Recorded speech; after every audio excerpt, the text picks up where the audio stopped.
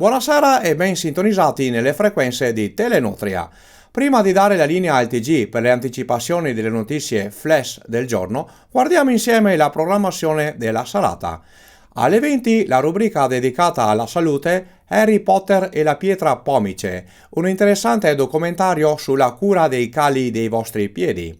Alle 20:30 l'Isola dei Lebbrosi e alle 21 il film vietato ai minori di 18 anni al contadino non far sapere che sua moglie fa toccare le pere. Buona visione su Telenutria.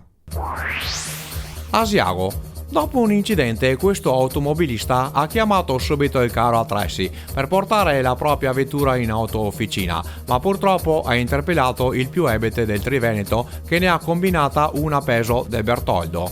Il veicolo è poi stato ritrovato a Bologna.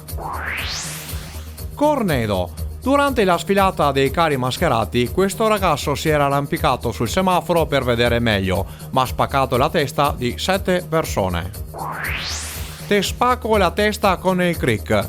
Queste sono state le dure parole di questo nonno di Albignasego, stanco del nipote che non faceva un'ostia tutto il giorno. L'anziano ha deciso di punirlo in maniera severa ma giusta, spaccandogli la PlayStation in 1000 tocchettini. Il giovane, per ripicca, la sera stessa gli ha pissato dentro al contenitore della dentiera. Voleva controllare se il televisore aveva la presa USB. È così iniziata la disavventura di questo ragazzo di Montecchio Maggiore che oggi si è recato all'Electro World del paese. Con un movimento maldestro ha combinato una catastrofe così grave che in confronto a Hiroshima era una sciocchezza. Il padrone del negozio per la disperazione si è bevuto una cisterna di ramandolo e il giovane malcapitato per punizione è stato crocifisso nel reparto frigoriferi della bottega.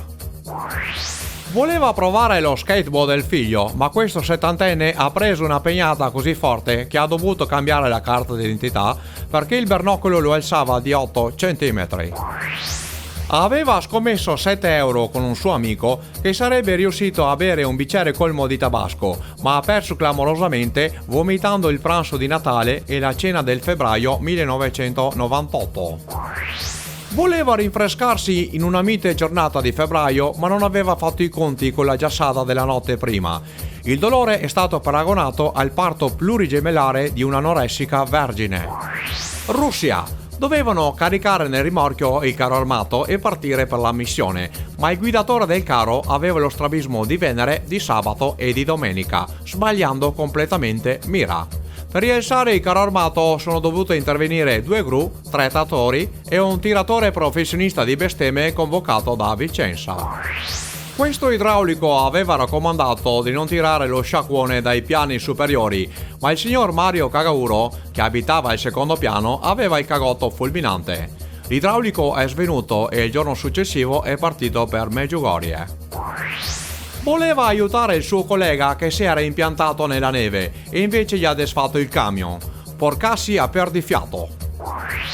Stavano caricando il camion della birra, ma hanno fatto un letamaio. Questa sera in paese ci sarà la fiaccolata in ricordo delle bottiglie decedute invano.